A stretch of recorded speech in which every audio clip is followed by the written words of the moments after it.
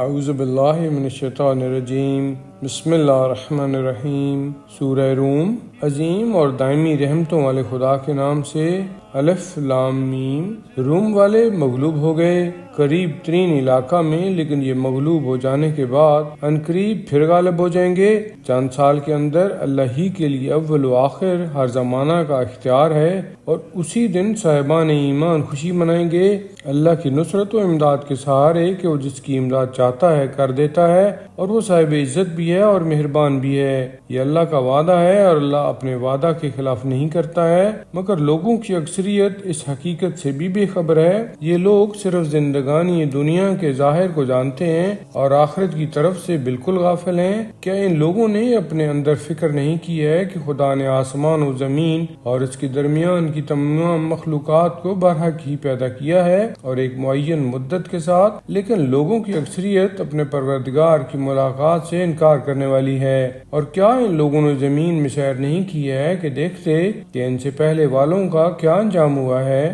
جو طاقت میں ان سے زیادہ مضبوط تھے، اور انہوں نے زراعت کر کے زمین کو ان سے زیادہ آباد کر لیا تھا، اور ان کے پاس ہمارے نمائندے زیادہ کھلی ہوئی نشانیاں بھی لے کر آئے تھے۔ یقیناً خدا اپنے بندوں پر ظلم نہیں کرتا ہے، بلکہ یہ لوگ خود ہی اپنے اوپر ظلم کرتے ہیں۔ اس کے بعد برائی کرنے والوں کا انجام برا ہوا کہ انہوں نے خدا کی نشانیوں کو جھٹلا دیا اور برابر ان کا مذاق اڑاتے رہے۔ اللہ ہی تخلیق کی ابتدا کرتا ہے اور پھر پلٹا بھی دیتا ہے، اور پھر تم سب اسی کی بارگاہ میں واپس لے جائے جاؤ گے۔ اور جس دن قیامت قائم کی جائے گی، اس دن سارے مجرمین مایوس ہو جائیں گے، اور ان کے شرکاء میں کوئی سفارش کرنے والا نہ ہوگا، اور یہ خود بھی اپنے شرکاء کا انکار کرنے والے ہوں گے۔ اور جس دن قیامت قائم ہوگی، سب لوگ آپس میں گروہوں میں تقسیم ہو جائیں گے، پس جو ایمان والے اور نیک عمل والے ہوں گے وہ باغ جنت میں نہال اور خوشحال ہوں گے، اور جن لوگوں نے کفر اختیار کیا اور ہماری آیات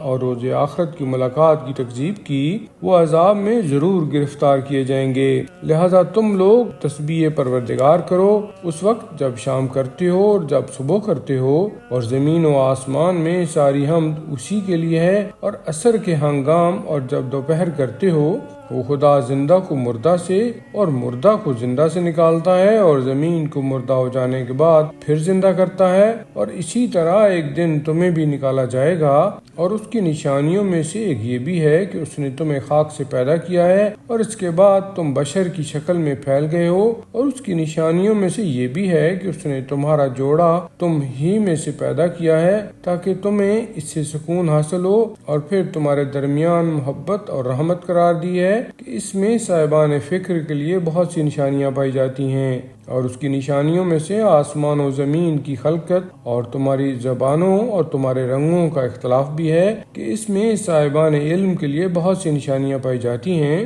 اور اس کی نشانیوں میں سے یہ بھی ہے کہ تم رات اور دن کو آرام کرتے ہو، اور پھر فضل خدا کو تلاش کرتے ہو کہ اس میں بھی سننے والی قوم کے لیے بہت سی نشانیاں پائی جاتی ہیں۔ اور اس کی نشانیوں میں سے یہ بھی ہے کہ وہ بجلی کو خوف اور امید کا مرکز بنا کر دکھلاتا ہے، اور آسمان سے پانی برساتا ہے، پھر اس کے ذریعہ مردہ زمین کو زندہ بناتا ہے، اور بے شک اس میں بھی اس قوم کے لیے بہت سی نشانیاں ہیں جو عقل رکھنے والی ہے۔ اور اس کی نشانیوں میں سے یہ بھی ہے کہ آسمان و زمین اسی کے حکم سے قائم ہیں، اور اس کے بعد وہ جب تم سب کو طلب کرے گا تو سب زمین سے یکبارگی برآمد ہو جائیں گے۔ آسمان و زمین میں جو کچھ بھی ہے سب اسی کی ملکیت ہے، اور سب اسی کے تابع فرمان ہیں، اور وہی وہ ہے جو خلقت کی ابتدا کرتا ہے اور پھر دوبارہ بھی پیدا کرے گا، اور یہ کام اس کے لیے بے حد آسان ہے، اور اسی کے لیے آسمان اور زمین میں سب سے بہترین مثال ہے، اور وہی سب پر غالب آنے والا اور صاحب حکمت ہے۔